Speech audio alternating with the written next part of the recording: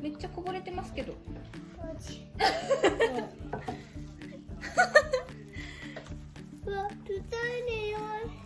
そうです。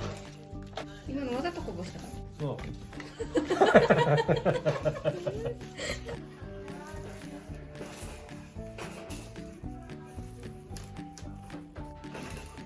う。なんかピカピカなったね。ピカピカなりました。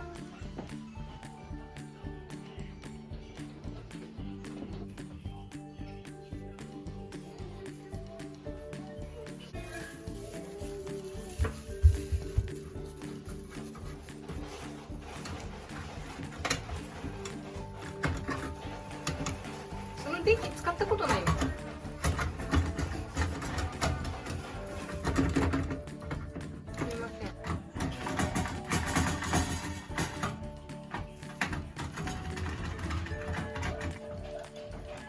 お、これだよ。取れたかもしれんけど、ちょっと荒技やったけど。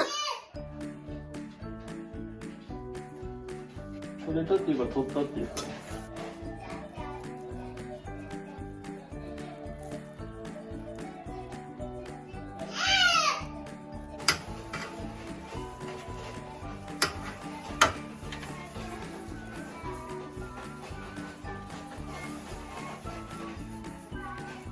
ということで全部塗り終わりましたね。余ったのは捨てれないので。余ったの捨てれないの？これどうするの？あ、ティッシュに染み込ませて捨てるの？流しに流せないってこと？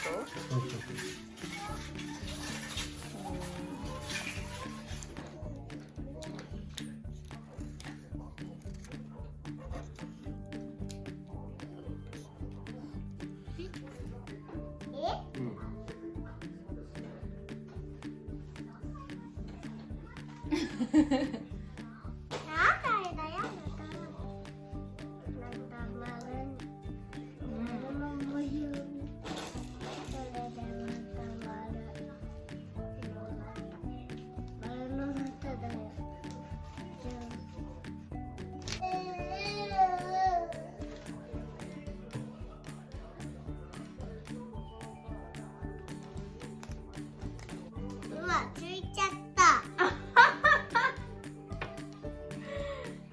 ついちゃったね。仕方ないね。パお父さん、それも塗っていい？いいよ。